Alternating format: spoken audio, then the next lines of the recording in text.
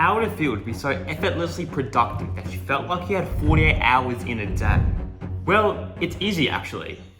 You just had to know where to look. Most people can survive on the basic tactics, but to achieve in minutes what takes everybody else hours, you have to venture where few are willing to go. So in this video, I'm going to reveal the top 4 productivity tactics that may spark some debate, but will make productivity so easy that you'll question the way that you do work forever.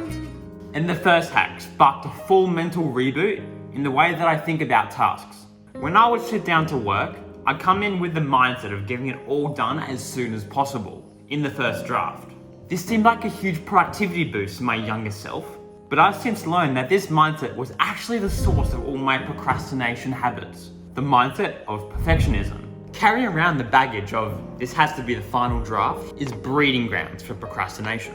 And hypothesizing about how I was going to do it perfectly first try made it so much harder to start than if I simply lowered my standards. When you shift from the mindset of perfect to focusing on output, getting the bulk of it done immediately becomes easy.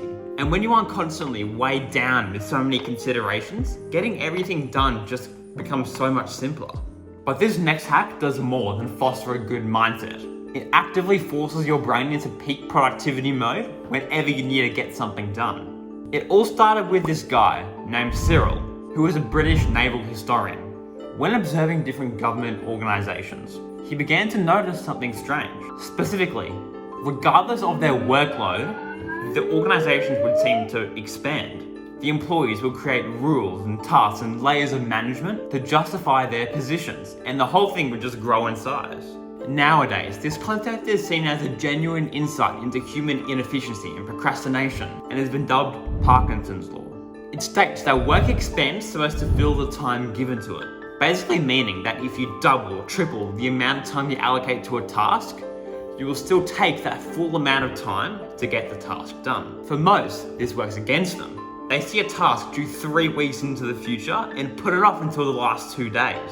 But you can be different, because there's a way we can reframe this rule to our benefit.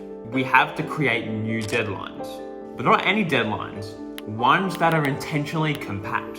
As the time you have to do a task decreases, your brain then generates a sense of healthy urgency, driving home a must-do now mindset and eliminating procrastination entirely. A general rule of thumb is that for any given task, estimate the time you think it'd take you and then reduce it by around 30%.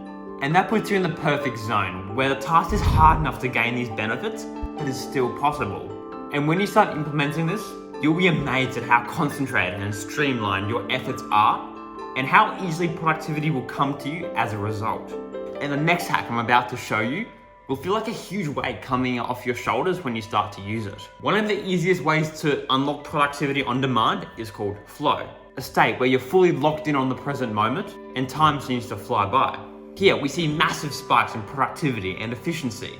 But despite how good this can be, most people struggle to enter it. And that's where our next hack comes in, which will make this process like clockwork. As soon as you wake up in the morning, your cognitive load is at its lowest. You don't have anything on your mind, and your brain's stores of neurochemicals are at their fullest. So to take advantage of this and make entering flow instant, you have to start working on your most important task as soon as you open your eyes, within 90 seconds. And when I first heard this tactic, I was bamboozled, because it seems counterintuitive to do your most intense work when you're in your most tired state. But this state of tiredness is actually what makes entering flow so incredibly easy. And not only are you endlessly productive at this time, but you can now go through the rest of the day knowing that your most intensive tasks are all behind you. And that leads me on to our 4th productivity hack, which, although many will debate is counterintuitive, led to the biggest improvement in my productivity that I've ever seen, with half the effort I put in before. I want you to imagine you're a gardener, responsible for tending to your fruit trees. As the trees have aged, they've grown a tangle of weak and decrepit branches that barely produce fruit, instead blocking sunlight and sapping nutrients from the more valuable branches. So what do you think is the proper course of action in this situation? You prune these useless branches away. Now the tree can channel its energy where it truly counts, rewarding you with sweeter, more abundant fruit at harvest time. For most of us, our to-do lists are filled with useless branches. The average to-do list has around 7 to 10 tasks on it. But out of those, probably around 4 to 6 are actually worth doing. Things like checking emails or endless report planning don't actually advance your life. So the solution to this situation is to simply do less work.